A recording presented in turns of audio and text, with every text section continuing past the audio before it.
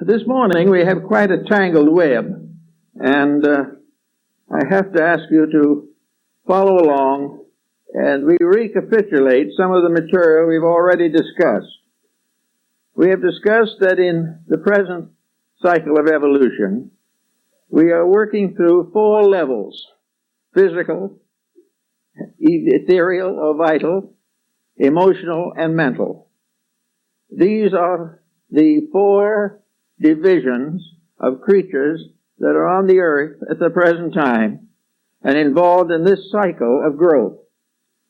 Now, in the human being, this cycle is repeated in the material world in bodies. The physical body corresponds to the earth. The vital growth of a dimension of growth or development, water. The emotional nature, fire, and the mental nature, air. The 4 elements of antiquity are repeated in this pattern. Now, if we go back into the philosophies of the past, we realize that every civilization has observed these 4 levels with great care.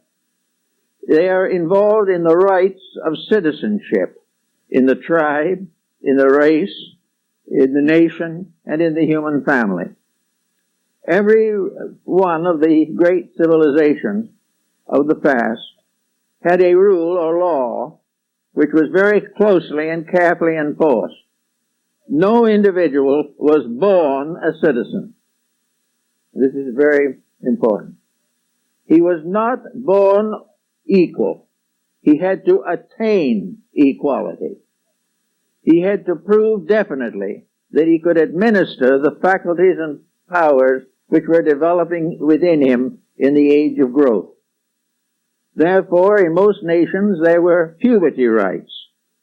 One of the nations that performed this closely was Egypt. And the Egyptian child had a little lock of hair that hung over the forehead. Only when they reached a certain age was this lock cut off. And that was the beginning of their acceptance into the family of adults. Now, in order to pass the test for this puberty rite, very definite instruction was given by the family, by the state, and particularly by the priesthood. It was pointed out to this young person that he was becoming a member of a family.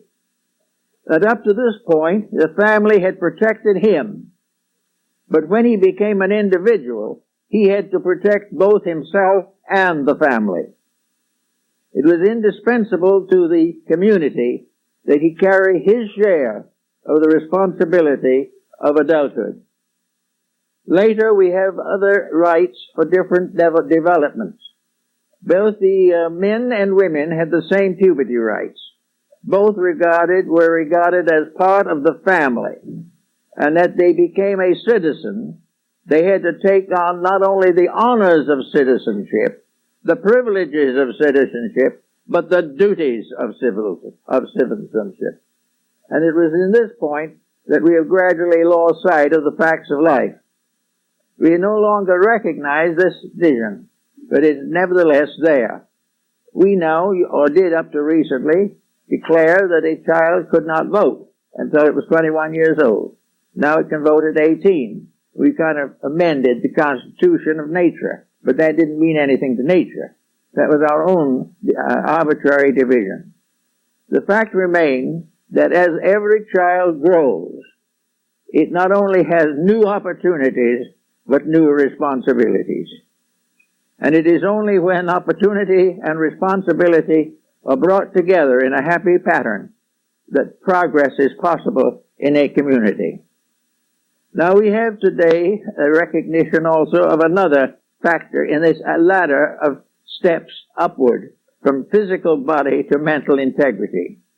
These steps, of course, are first the physical body, infancy, and the gradual processes of physical growth.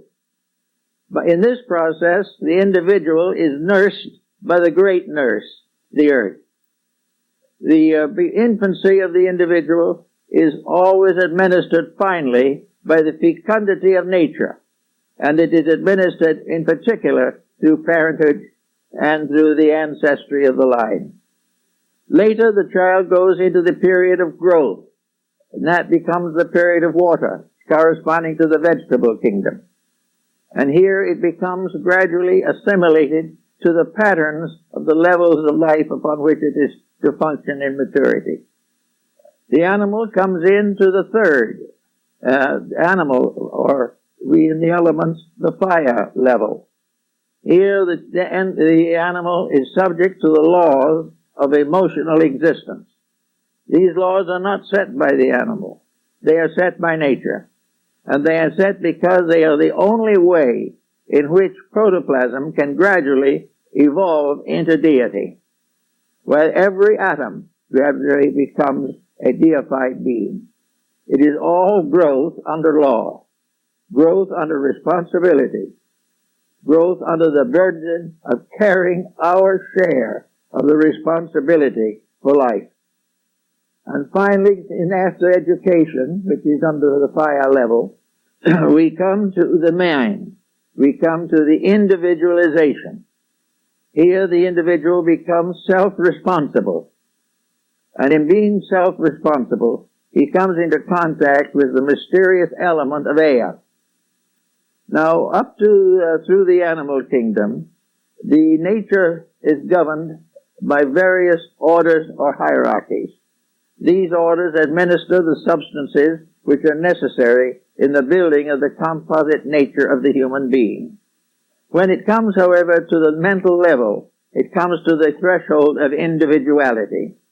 And individuality is the factor that is largely influenced by the mental potential of the human being. Now, the mind is a very interesting instrument. It is something that we all are concerned with. It is something that is constantly causing us wonder and has brought us from flint and stone, has brought us from the beginning of life up to the computer, and how we don't know how much further. But all these things arise out of the mental dimension of the universal pattern.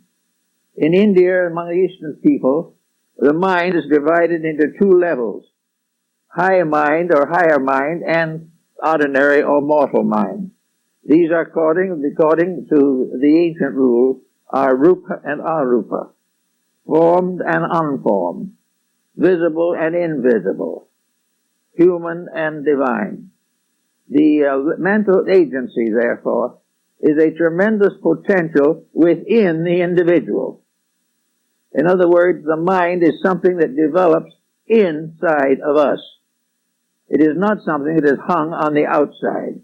It is not an added factor. It is an evolved factor. It is something that becomes obvious, visible, and tangible because it is in our own nature to unfold this way. Now, we call the mental faculty intelligence. And we know that this intelligence, as Lord Bacon points out, is two-sided or two-edged. It is, first of all, the ability of the individual to observe.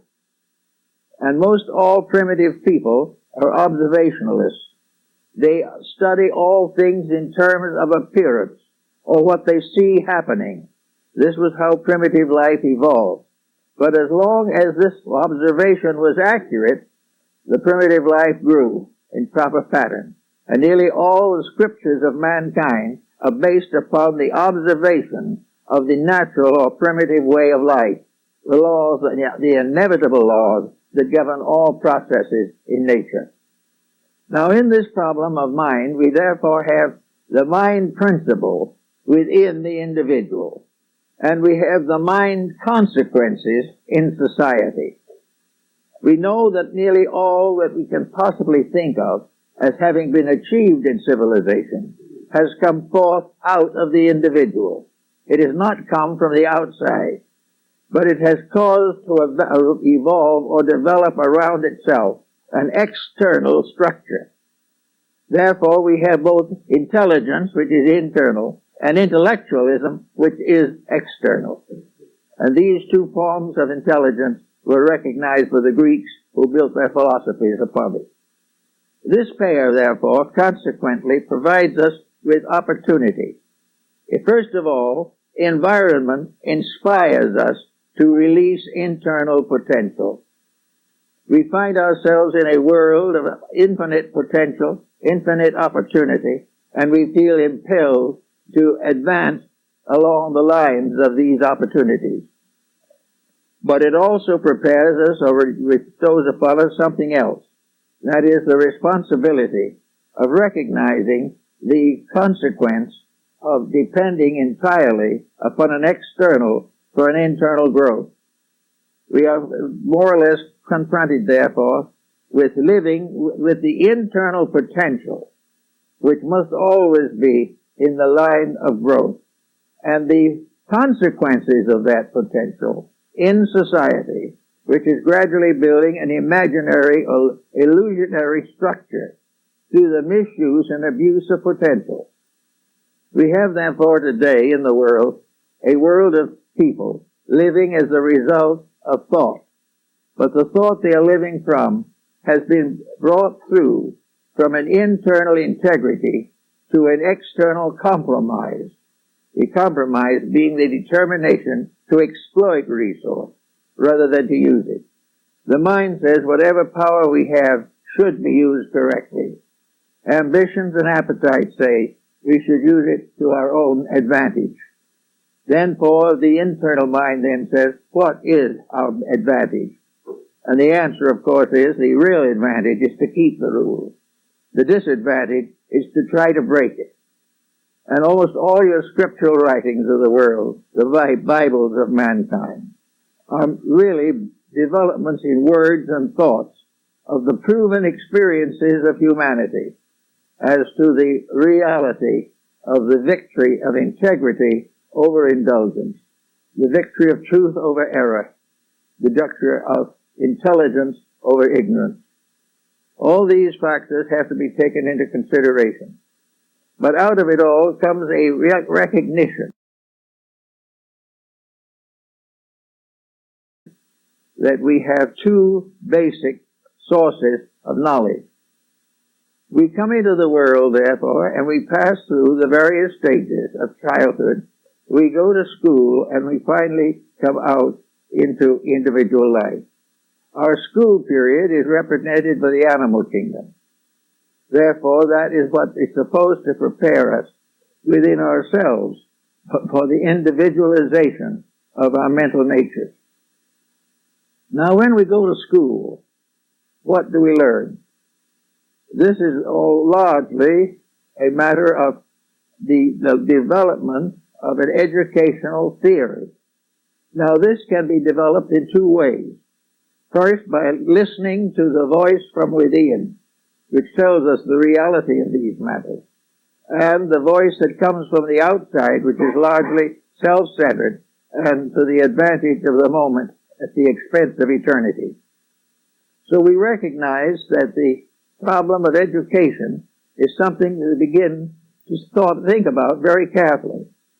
When you go to school, you are supposed to learn how to live. Learn how to live. You're supposed to learn the proper way of using the resources which have been bestowed upon you. Education, therefore, is actually a process for releasing or bringing forth into manifestation the eternal wisdom that rests in universal mind. It is the individual taking his place in the universal plan of things on a mental level. We must learn to obey the beginning and all truth, the nature. The beginning rests in obedience. The moment we disobey, we endanger our own survival, and very largely endanger the survival of the civilization to which we belong. So we say, when you go to school, you should learn something. You should learn what nature wants, what the universal laws demand, and not what the selfish human beings wish to do. We are now basing our education almost entirely upon the corruptions and misfortunes of selfishness, egotism, and exploitation. we are subtly teaching the new generation to exploit the members of itself. We are teaching them to keep on with the processes which have already failed with us. We are teaching them that the purpose for life is wealth and fame and gratification. This is not true. And as long as this is the basis of education, the wisdom principle within ourselves is stymied. The inner life is gradually blocked out because it is invisible, because it is causal, and because the average person doesn't know he has it. And in the place of it is this material adjustment by which he seems to be able to become rich and famous and can also fall into all the bad habits, crimes, and delinquencies which afflict us today.